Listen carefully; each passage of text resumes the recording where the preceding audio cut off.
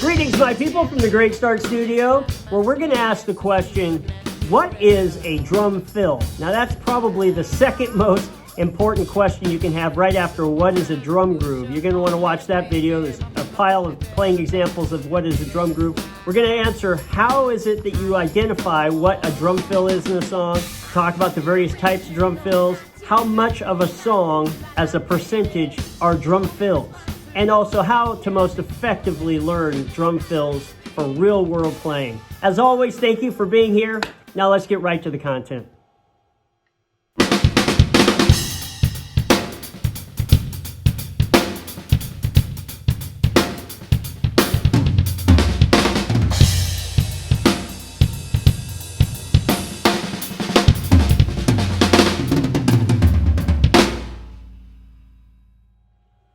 A fill is any change to the consistent rhythm of the song.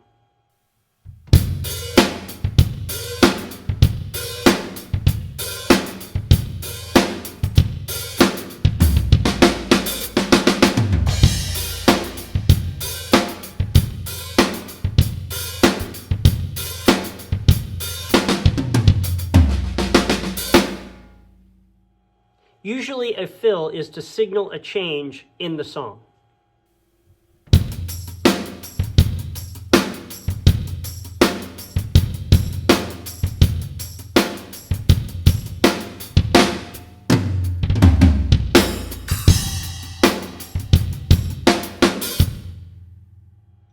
Some songs have many fills, some songs have no fills.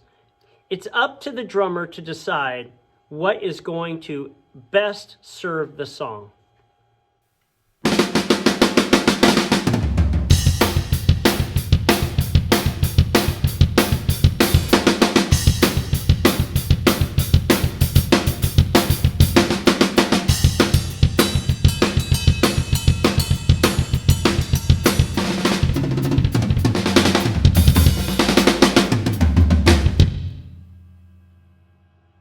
A fill can be something as simple as just space. Completing the thought of the groove with a space creates tension for the downbeat of the next section.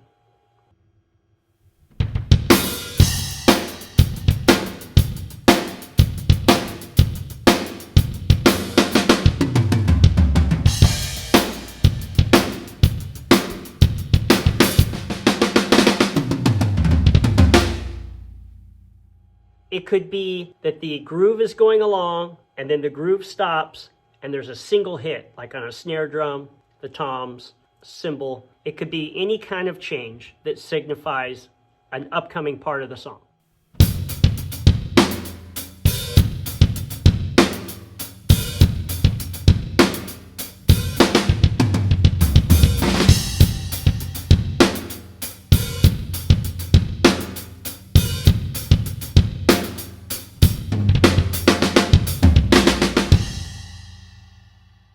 Fills are super fun. And what happens is that as drummers, we like to move around and make those changes. Sometimes they're not the most appropriate thing to do to the song. But ultimately, it is up to you to decide when to do a fill or when not to do a fill. How much to put in the fill or how little, and whether it serves the song, serves the drummer's needs as an artist, serves the artist who wrote the song, or the setting that the song is in.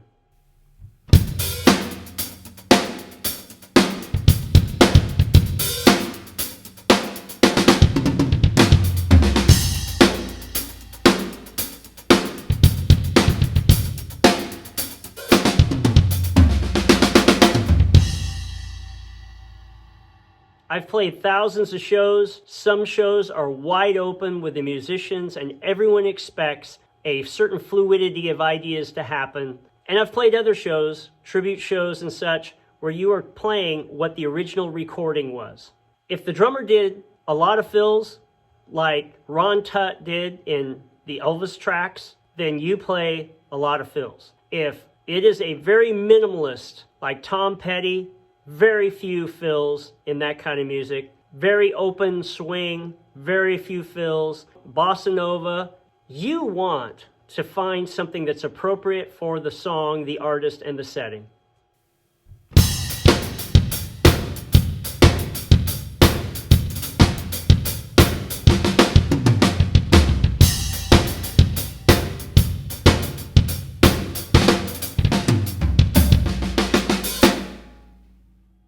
Three measures and a fill is a song form of 4 measures. 4 measures, 8 measures, 16 measures. These are measures that happen many, many times in music. And sometimes at the 4, at the 8, at the 16 before the chorus, you'll play a fill to signal that you are going into another part.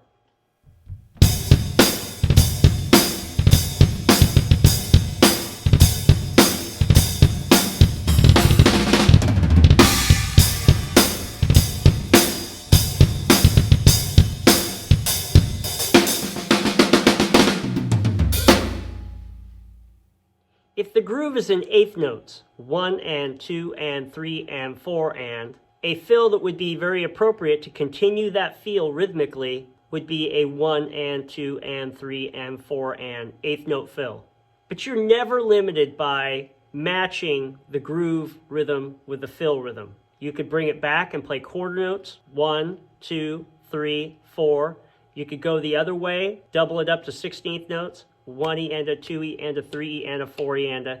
You could use triplets, 1, 2, 3, 1, 2, 3, 1, 2, 3, 1, 2, 3. There are many, many ways of playing fills.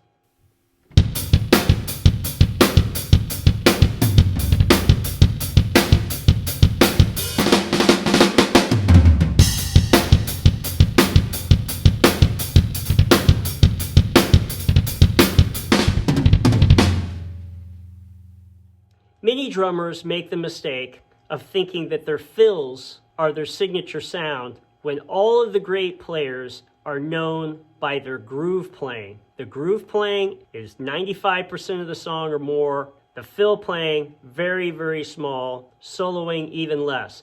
I love fills. I play fills way too much when I'm practicing. I just love moving around. So I get that we want to be able to play these, and they're very hard. They can be very notey, they can be very complex, very physically demanding, very mentally demanding, and it makes it really fun to play. We just have to ask ourselves, is it responsible for the song?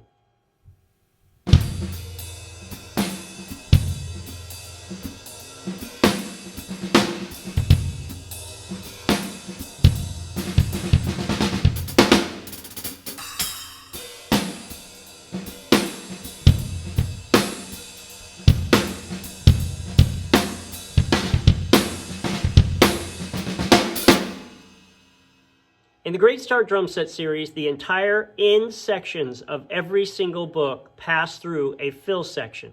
That's where we take the 32 grooves that we learned, 4/4, 3/4, 7/8, whatever, and then we apply those in a song form, and we write fills for those grooves specifically. So now we're using every motion problem left to right on the kit through the fills.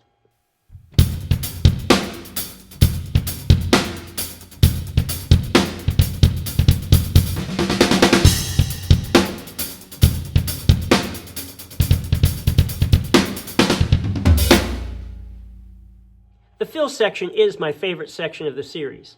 When we are building the 32 grooves in each volume, we are building a race car in the garage. We haven't raced it yet, we're just compiling all the parts and putting them in order. Then in the fill section, we get to play on the left side, play through the fills, come out to the right side, play through the fill, and come back to the left side. It's like a figure 8 that passes through every motion problem on the drums left to right.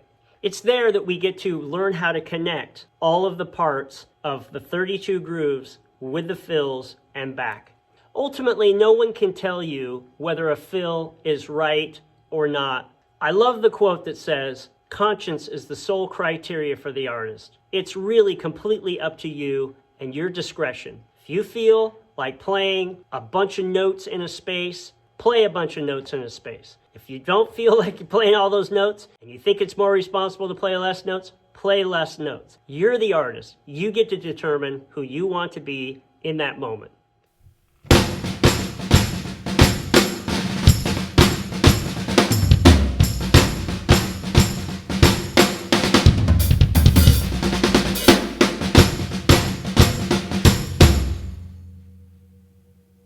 When you're hired by other people, and those people have certain criteria, I've been hired by bands where they want 0 fills all night. Even if the horns are moving in a certain rhythm, they don't want me following that. They want me to play a straight line right through it, and that's what I'm hired to do, then that's what I'm going to do. If I'm on a gig where they are asking me to be me and make choices that I want to make, I will make those choices and be guilt-free over what those notes are. Just remember that with the grooves and the fills, you can't make everyone happy. Ultimately, we're not perfect people, and we won't always have the perfect thing to play at any given time. Give yourself the space to make choices, to learn, and progress.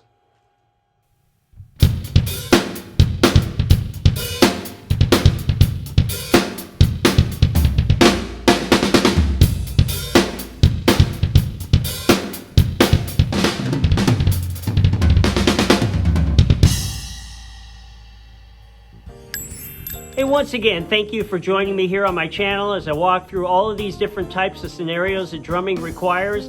All of this content is to help all of us improve our drumming for real, to have the confidence of knowing what we're actually talking about. This is the number 2 book of the series out of 10. They're all available on Amazon. It'll walk through all the groove types, all the meter types, subdivision types, style types. You want to get in there, get the deep dive, get it into you. Hey, if you made it this far, click a like, make a comment. It really helps me get my work out there. And if you like my content, check out the videos at the end of this. And so, from the Great Start Studio, I'm back at it.